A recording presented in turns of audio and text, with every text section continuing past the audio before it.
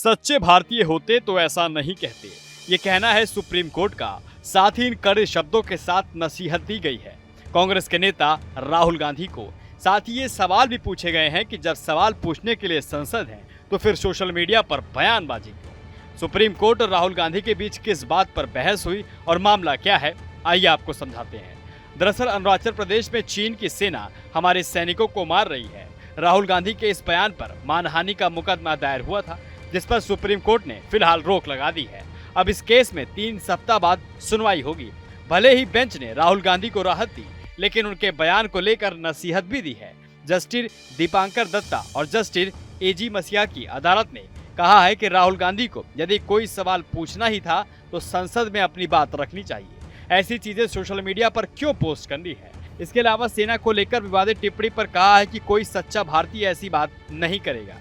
सुनवाई के दौरान जस्टिस दीपांकर दत्ता और जस्टिस एजी मसिया की बेंच ने राहुल गांधी की तरफ से दिए गए बयानों पर असहमति जताई है। राहुल गांधी की ओर से पेश हुए वरिष्ठ वकील अभिषेक मनु सिंघवी ने शुरुआत में दलील दी थी कि अगर कोई विपक्षी नेता मुद्दा नहीं उठा सकता तो ये एक दुर्भाग्यपूर्ण स्थिति होगी।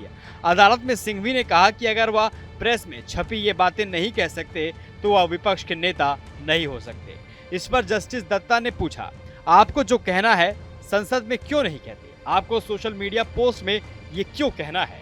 राहुल गांधी के बयान पर असहमति जताते हुए जस्टिस दत्ता ने पूछा, आप बिना किसी सबूत के ये बयान क्यों दे रहे हैं। अगर आप एक सच्चे भारतीय होते तो आप ये सब नहीं कहते।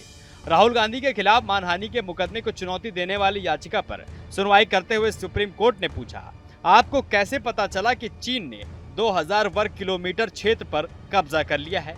और इस पर जोर देते हुए अगर आप सच्चे भारतीय होते तो आप ऐसा नहीं कहते। कोर्ट ने पूछा है कि क्या आपके पास कोई विश्वसनीय जानकारी है, जब सीमा पर कोई विवाद होता है तो क्या आप ये सब कह सकते हैं। आप संसद में सवाल क्यों नहीं पूछते। कोर्ट ने राहुल गांधी को फटकार लगाते हुए कहा है कि आप विपक्ष के नेता हैं तो आप ये बातें क्यों कहेंगे, आप ये सवाल संसद में क्यों नहीं पूछते। इसके जवाब में राहुल की तरफ से पेश हुए अभिषेक मनु सिंघवी ने कहा कि उन्होंने संसद में बोलने की छूट पाने के लिए चुनाव नहीं लड़ा है। अनुच्छेद 19(1)(a) राहुल गांधी को सवाल पूछने की इजाजत देता है। सुप्रीम कोर्ट में सिंघवी ने ये स्वीकार करते हुए कहा है कि याचिकाकर्ता अपने बयान बेहतर तरीके से पेश कर सकते हैं।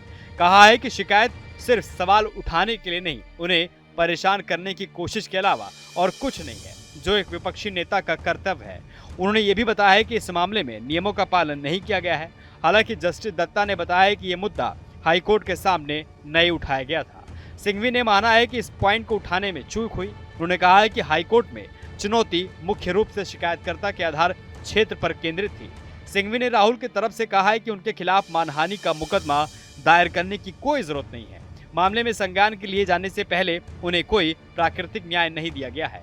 सिंघवी ने कहा है कि वह उस भावना को समझते हैं जिसके तहत इस बेंच ने सवाल पूछे हैं, लेकिन इस बात पर अहम सहमति है कि यहाँ कोई प्राकृतिक न्याय या सुनवाई नहीं हुई है।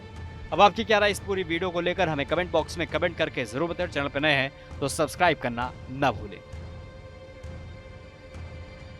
जहाँ भक्ति है हर शब्द में, कथाओं में छुपे हैं दिव्य रहस्य और ज्योतिष देता है जीवन को दिशा। धर्म से जुड़ी हर बातों को जानने के लिए हमारे चैनल स्तुति को सब्सक्राइब करें। चैनल पर जाने के लिए इस लिंक पर क्लिक करें।